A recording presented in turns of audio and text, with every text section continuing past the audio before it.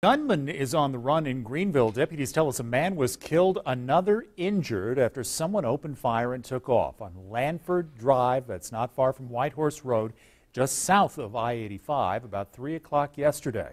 Late night violence, one of the reasons the county passed an ordinance requiring bars to close at 2 o'clock in the morning.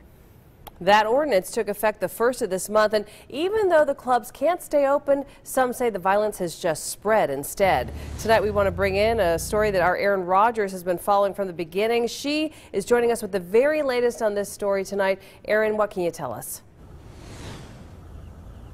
Well, Amy, if you take a look here, this is what's left of the crime tape that blocked off this parking lot where LaMarcus Boswell was shot.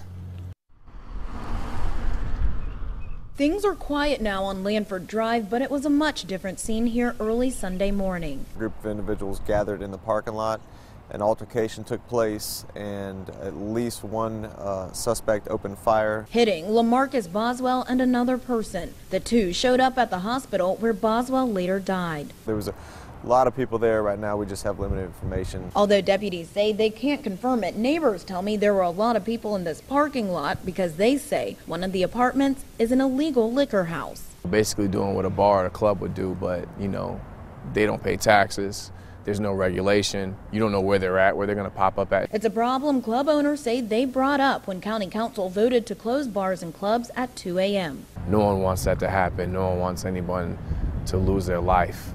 But, you know, we told the council this was going to happen. Byron Johnson, who owns Club Luna, says there's a blaring problem with the house parties and liquor houses he says are now taking the place of after-hour clubs. There's no security there to even try to prevent it. But council says their ordinance has made clubs safer. We've seen no shootings at nightclubs since the 2 o'clock curfew. But Johnson says they've just spread the issue elsewhere. They put a Band-Aid on a problem that needed to be stitched. And thinks council should reconsider their position before more shootings happen. Who do you hold accountable for it? Council says public safety is still their priority. This whole idea of drinking and gun violence in the middle of the night is unacceptable.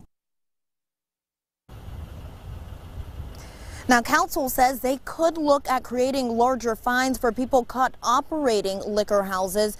The Greenville County Sheriff's Office says if you have any information about the shooting, to please contact them.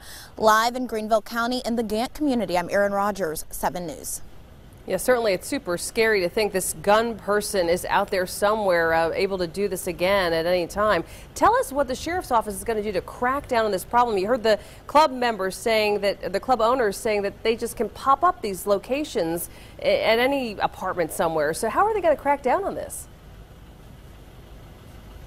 So that is a question I asked the alcohol enforcement department at the sheriff's office before they enacted the 2 a.m. curfew, Amy. They said that they have knowledge of where these houses could be. They say that's also something that they're taking a larger look at, especially now that the clubs do close at an earlier hour. So they say it's something that they're staying on top of. Amy?